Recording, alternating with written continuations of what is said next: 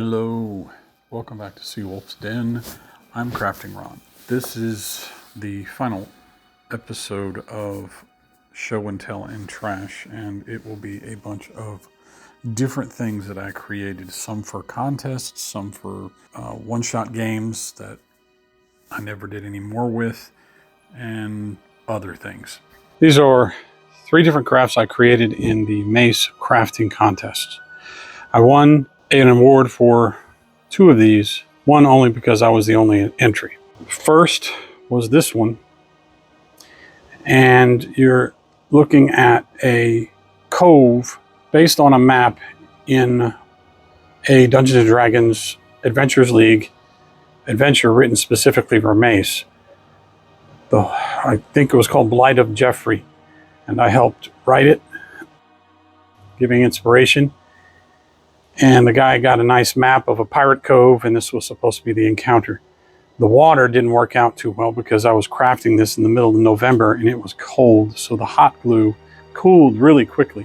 But I think the rock really turned out well, and the caves, and it's kind of a 2.5D approach to the whole map. I had figures to go with them for the bad guys. I repurposed some hero clicks that I don't think I have anymore. So lessons learned from this is hot glue at winter temperatures doesn't work.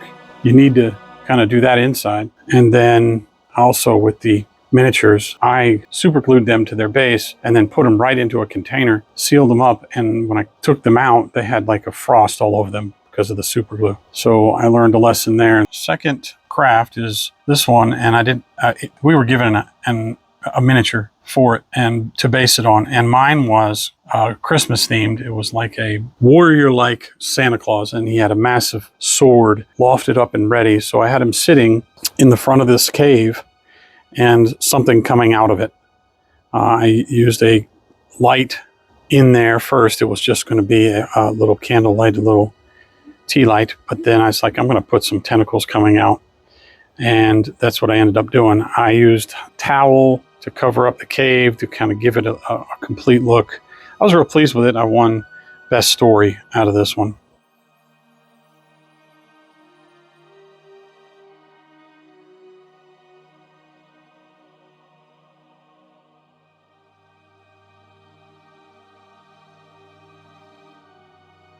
And finally, this one won nothing because I got in a miniature and it was very uninspiring. It was a tiefling. She was trekking through some kind of dungeon. So I did a 2.5D cave walking into, yet again, something I felt like this could be a good sequel to my original with tentacles coming out of a pool. I thought, and then I decided to also throw a head kind of rising out of the water. Not much of a story, not much, just random parts thrown together, and I can understand why I didn't lose, or I didn't win this one. Those are various crafts I did for convention crafting contests. It's something I've done a video before on, just to give my players a preview, but sometimes I will craft what is specific for a campaign or an adventure, and I've done that. In this particular case, I crafted something that I eventually just worked into a campaign or a short campaign. This I ended up using in Titansgrave, created a small side plot where they had to race to this old city, ruined city from a long time ago. If you know anything about Titansgrave, it's kind of a cross between fantasy and post-apocalyptic. There was a civilization prior to the game setting, and it was advanced. So it all started really with the skull head, and there you see it. This is it's ceramic. I got it at a Halloween sale, and its lower jaw was broke, so I just cut the rest of it off with a Dremel and made it a gateway into a city.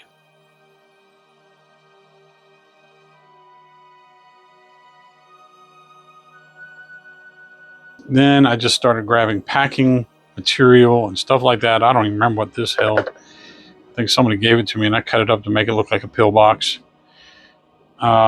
sort of. And everything else was packing material. This is dollar store robot parts, and a Mage Knight base. I just made a scatter terrain. This here is an old computer fan and a meal bowl one of those Weight Watcher meal bowls or something like that. And I put down and made it into a like steampunk fan. Of course, this is a G.I. Joe cannon. Probably spent too much on that, but I wanted something big. And of course, I'm not throwing that away. It sits on top of here, but I can put it anywhere. And I put it on here plus other parts to make it, to scale it. Glued it down to, I'm not even sure what that is, but it fit perfectly. I don't remember where I got that, but it's just garbage. It sits perfectly there. I dressed up these packing materials with whatever I had. You can see computer wires here. I don't know what that there's a bit inside there that I just happened to have and I stuck in there. Painted them up. Used some obvious Mage Knight bases wherever liberally. Sprues, made my ladders out of sprues. And I also, when I originally had them, I put tea lights in them. So like this dome lit up. And that's just packaging material. I used all kinds of bits on these things. Just whatever I had laying around. No, they don't go inside. They were going to battle something on the outside and then, explore virtually on their own. Theater of the mind on their own. Now this was a mixture of as you can see, plumbing parts. The dish itself, it's kind of hard to describe. A while back when we were buying kids' bikes, there's a piece that's on the side of the wheel that comes with to protect the spokes. You take that off. I got like 2 or 3 of them, and I just cut through here, cut through here, cut through here in 4 different places and rebolted it to make it concave. And of course, I made the walls, and this was what these walls were meant for, or was originally built for. So this was, I don't remember, I'll have to post what I called it. Some kind of skull city, I don't remember. But yeah, they encountered the defense system, which is more like a Terminator 2000 type defense system. They were just little blobs of liquid metal or living metal, and every time they killed one, it would join with another one and get bigger and bigger until they fought a massive monster.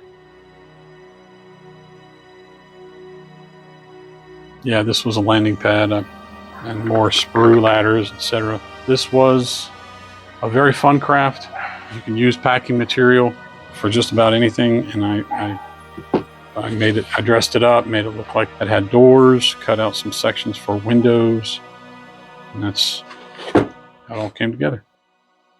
Some of my first 2.5D work, inspired by DM Scotty. These are published adventures that I converted to 2.5D. This should be recognizable, at least somewhat, although it's old. The Mines of Phandelver, that first encounter, they travel through this, and I had a bridge that I've since thrown out and other aspects of it, but that was my real first. I scaled up the map and then overlaid cardboard and tried to mimic it as best I could. I didn't really get the color right, but it's 2.5D. I liked it. Served its purpose more than once. This second one is from Titansgrave. This was one of the first adventures. And I'm most proud of is the chess trap that was made. I put down a checkerboard. I had some chess pieces out, and they had to figure out how to get past it or get shot up by drones or something like that. And it continued on. I'm not sure if I got them all right in the right order, but anytime I saw a chance to do a dungeon crawl, I took the opportunity to try out my 2.5D skills. Okay, this is yet another craft that I did some time ago, and I'm not entirely sure I'm going to trash this one. It is kind of beat up, and I think part of it I'm going to throw away, but the other part probably not. So I did an intro adventure based on an idea in Flash Gordon. Flash Gordon is kind of like the Mysteries of the Deep or something like that, Deep Sea, something or other. A boat sank, being the Merciless, and the rebels went out to go investigate it underwater. So I built a boat to represent that boat. Now, yeah, it's a modern or semi-modern cargo vessel that I found on, once again, Drive-Thru RPG. Put it over some foam, that same 3-inch foam that I found on the side of the road that I've finally run out of. And this took a lot of it. This took at least 2. Package I found had, I think, 5 big 4-foot by 3-foot squares in it. And so I printed the boat first, and to scale. Those are 1-inch squares on that boat on the surface. And then I put them all together in it because it was 8.5 by 11 printed multiple pages. And then I cut it out and put it on the foam, traced it, cut that foam, and ended up cutting it in 3 pieces, and then took foam core and created the sides. You gave it kind of a rust and hull look. Now, what I mean by 3 pieces is when I used this as a wreck, it was like that, broken. So you can see that there's nothing in there. They can't go to multiple decks. So I needed some decks. So I built a lower deck out of cardboard, which has seen better days. You can see it been out in my garage and starting to curve. And this is probably what I'm going to throw away and maybe build again if I need it. But here's the cargo bay, lower level, that they would end up going inside and facing underwater challenges. I may still keep it because it's definitely a boat like this could be useful. And what I want to do, since it's still in reasonably good shape, I can repair the bad parts. I want to build out some of these more 3D parts, like the bridge and the smokestacks and the masts in the front, and maybe make it more 3D, or at least 2.5D. We have to see. So I'll have to find the original PDF and then work on it from there. I have some pictures of it in action. It was fun. It was a great setup. I actually had an underwater map that I printed out, and then later I used just a generic battle map. And then I also had a lot of underwater terrain that worked really well because I basically used aquarium plants, and I had some dinosaurs from a Chick-fil-A Happy Meal or Kids Meal toy, a whole series of them, and I cut them in half and stuck them in the foam and made them look like fossils underwater. And then I had a blue dragon that looked like it was out of the underwater environments, and that was their creature they had to escape from. It's just a generic go get the cargo adventure, and they ended up meeting the mer folk of that world and had to build an alliance with them. It's very thematic to all the Flash Gordon stories. So here is my boat. So until next time, seek the wolf in thyself.